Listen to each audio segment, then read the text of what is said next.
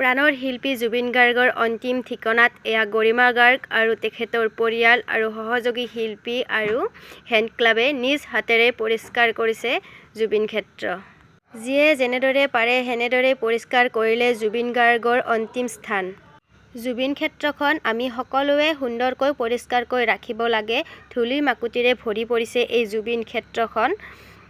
যিহেতু জুবিন গাৰ্গে পৰিষ্কাৰ পৰিচ্ছন্ন ভাল পৰিৱেশত থাকি ভাল পায়, সেয়েহে প্ৰতিজন নাগৰিকৰেই দায়িত্ব এই জুবিন ক্ষেত্ৰখন পৰিষ্কাৰ কৰি ৰাখিবলৈ। অনুৰাগীসকলে দিয়া উপহাৰসমূহ এনেদৰে গৰিমা বৌৱে আৱেগেৰে পৰিষ্কাৰ কৰিছে নিজ হাতেৰে। এয়া দৃশ্য দেখি সঁচাকৈয়ে বহুত বেয়া লাগিছে। কাৰণ প্ৰতিজন ব্যক্তিৰেই জুবিন গাৰ্গৰ প্ৰতি মৰম শ্ৰদ্ধা থকাটো উচিত আৰু জুবিন ক্ষেত্ৰখন পৰিষ্কাৰকৈ ৰখাটো উচিত বুলি আমি ভাবোঁ। সেয়েহে প্ৰতিজন নাগৰিকেই যেন জুবিন ক্ষেত্ৰখন পৰিষ্কাৰকৈ ৰাখে। ছ'চিয়েল মিডিয়াত দেখা গ'ল যে গৰিমা গাৰ্গে কান্দি কান্দি চৰকাৰলৈ আহ্বান জনাইছে এই ক্ষেত্ৰখন পৰিষ্কাৰকৈ ৰাখিবলৈ আৰু দায়িত্বসমূহ পালন কৰিবলৈ। প্ৰাণৰ শিল্পীগৰাকীৰ এয়া জুবিন ক্ষেত্ৰখন কিয় অৱহেলিত হ'ব লগা হ'ল চৰকাৰৰ পৰা? পাহৰিলে নেকি তেখেতৰ সৃষ্টিৰাজিক?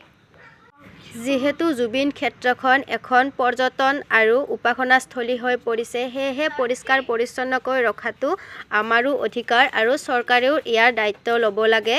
আমি সেয়াই বিচাৰোঁ। প্ৰাণৰ শিল্পীগৰাকী যেন কোনোপধ্যে অৱহেলিত নহয়। এয়া খুবেই লজ্জাজনিত কথা যে গৰিমা বৌৱে নিজেই আহি জুবিন ক্ষেত্ৰখন পৰিষ্কাৰ কৰিবলগীয়া হৈছে। কিয়? অসমৰ মানুহবোৰ কি হ'ল? চৰকাৰখন কি হ'ল?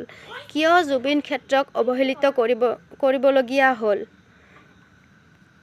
কলকাতাৰ পৰা পৰ্যটক লৈ বুলবুল হুছেইনে গৈছিল জুবিন ক্ষেত্ৰলৈ। জুবিন ক্ষেত্ৰলৈ বুলবুল হুছেইনে গৈ কলকাতাৰ পৰ্যটকসমূহৰ আগত লজ্জাজনিত হৈছিল। কিয়নো জুবিন ক্ষেত্ৰত পানী মাৰিবলৈও এজন মানুহ নাছিল। ধূলি-মাকুতিৰে ভৰি পৰিছিল। সেই পৰিৱেশ দেখি বুলবুল হুছেইনে লজ্জাজনিত হৈছিল।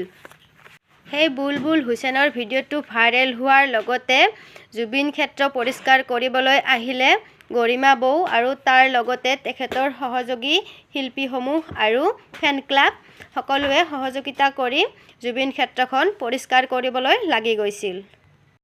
গৰিমা গাৰ্গে অৱশেষত জনালে যে চৰকাৰে যি কাম হাতত ল'ম বুলি কৈছিল জুবিন ক্ষেত্ৰৰ বাবে সেই কাম সম্পূৰ্ণ কৰক আৰু ইয়ালৈ বহুতো নতুন প্ৰজন্ম আহিবলগীয়া আছে, যাতে সিহঁতে এয়া ধূলি-মাকুতিৰ পৰিৱেশ নেদেখে তাকে আহ্বান জনালে।